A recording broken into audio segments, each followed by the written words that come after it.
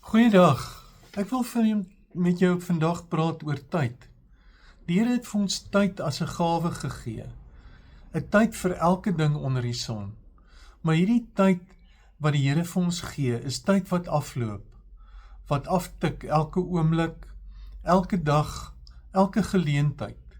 Daarin is tyd 'n geleentheid wat die Here vir ons gee om te benut.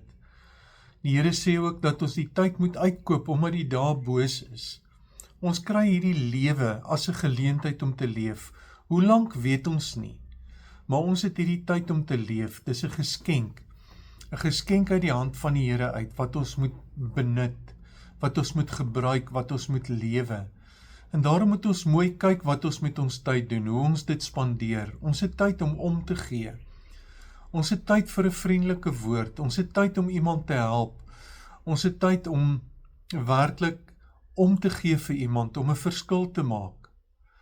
Ons het tyd wat ons moet werk en moet doen wat aan ons opgedra is. Maar daar is ook 'n sabbatstyd, 'n tyd vir stil word, 'n tyd om te reflekteer, 'n tyd om te kyk na wat die Here vir my gegee het hier op aarde om te doen, en om dit af te handel.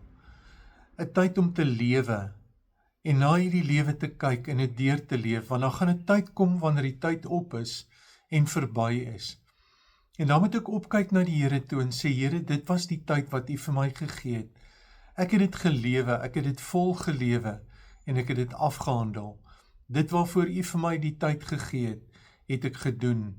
Die doel wat U vir my gegee het vir hierdie tyd, het ek afgehandel.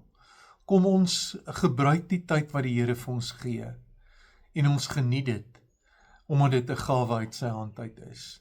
Mag jy die tyd wat jy in jou hande het, gebruik en geniet, en mag die Here vir jou in daardie tyd sy vrede gee.